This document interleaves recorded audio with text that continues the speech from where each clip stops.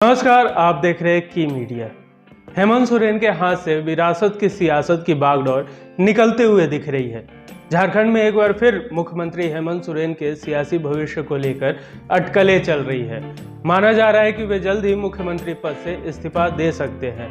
अगर ऐसा होता है तो झारखंड के 22 सालों के इतिहास में 11वीं बार ऐसा होगा जब कोई मुख्यमंत्री अपना कार्यकाल पूरा नहीं कर सका है। इतने सालों में केवल एक ही ऐसे सीएम हुए जिन्होंने अपना कार्यकाल पूरा किया। बीजेपी सरकार के दौरान सीएम रहे रघुवर दास ही अपना कार्यकाल पूरा कर सके हैं। इनके अलावा झारखंड में कोई भी मुख्यमंत्री अपना 5 साल का कार्यकाल पूरा नहीं कर पाया है। सोरेन परिवार 5 बार मुख्यमंत्री की कुर्सी पर काबिज हुआ। जेएमएम के अध्यक्ष शिबू सोरेन 3 बार राज्य के सीएम बने, लेकिन इनके 3 बार का पूरा कार्यकाल अपने बेटे हेमंत सोरेन के एक कार्यकाल से भी कम रहा। हालांकि हेमंत सोरेन पहली बार 1 साल 5 महीने और 10 दिनों के लिए मुख्यमंत्री रहे।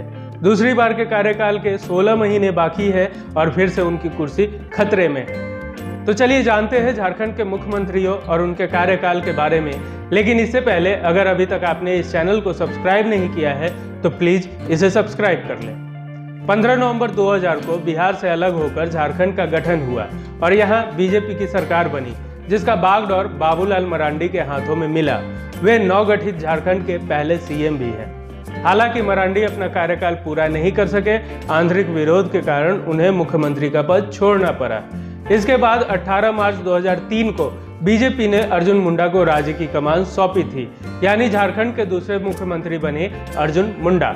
लेकिन साल 2005 में यहाँ विधानसभा चुनाव हुआ और बीजेपी को बहुमत नहीं मिला और राज्य की कमान झारखंड मुक्ति मोर्चा के हाथ में आ गई और शिबू सोरेन पहली बार झारखंड के सीएम बने, लेकिन वे बहुमत साबित नहीं कर पाए, जिसके कारण उन्हें 10 दिनों में ही इस्तीफा देना पड़ा था। यानी शिबू सोरेन पहली बार मात्र 10 दिनों के लिए मुख्यमंत्री बने थे।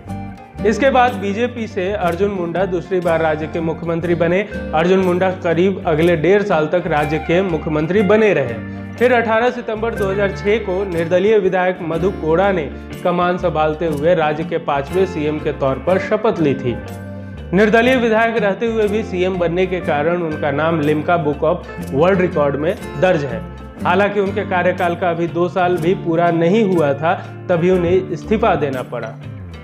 जिसके बाद 28 अगस्त 2008 को शिबू सोरेन दूसरी बार राज्य के सीएम बने, लेकिन फिर 6 महीने से भी कम वक्त में ये सरकार गिर गई। 19 जनवरी 2009 को झारखंड में पहली बार राष्ट्रपति शासन लागू हुआ। इस दौरान 2009 में झारखंड में विधानसभा चुनाव हुआ, लेकिन किसी भी दल को स्पष्ट बहुमत नहीं मिलने के कारण पुरानी ही स्थिति बनी रही। ये 29 दिसंबर 2009 तक जारी रहा। 30 दिसंबर को राज्य की बागडोर एक बार फिर शिबू सोरेन ने संभाली, लेकिन एक बार फिर वे अपने कार्यकाल का 6 माह भी पूरा नहीं कर सके। 31 मई को शिबू सोरेन ने अपने पद से इस्तीफा दिया और 1 जून 2010 को झारखंड में दूसरी बार राष्ट्रपति शासन लागू हुआ। 10 सितंबर 2010 को झारखंड में राष्ट्रपति शासन खत्म हुआ और बीजेपी के अर्जुन मुंडा फिर से राज्य के मुख्यमंत्री बने। लेकिन 18 जनवरी 2013 को फिर से राज्य में राष्ट्रपति शासन लागू हो गया। 13 जुलाई 2013 को जब राष्ट्रपति शासन खत्म हुआ तो हेमंत सोरेन पहली बार मुख्यमंत्री बने थे। 23 दिसंबर तक उनका कार्यकाल जारी रहा, जिसके बाद यहाँ विधानसभा चुनाव हुए। इस बार विधानसभा चुनाव में बीजेपी गठबंधन को यहाँ पूर्ण बहुमत मिली और झारखंड में बीजेपी सरकार का नेतृत्व रघुवर दास ने किया। वे 28 दिसंबर 2014 से 28 दिसंबर 2019 तक पूरे 5 साल मुख्यमंत्री रहे। लेकिन जब 2019 में विधानसभा चुनाव हुआ तो बीजेपी ने सत्ता गंवा दी। फिर 29 दिसंबर 2019 में यहाँ हेमंत सोरेन मुख्यमंत्री बने। वे झामुमो, राजद और कांग्रेस गठबंधन का नेतृत्व कर रहे हैं। लेकिन अब एक बार फिर राज्य में ऐसी स्थिति बन गई है जब माना जा रहा है कि झारखंड को एक बार फिर मुख्यमंत्री के रूप में नया चेहरा मिलने वाला है।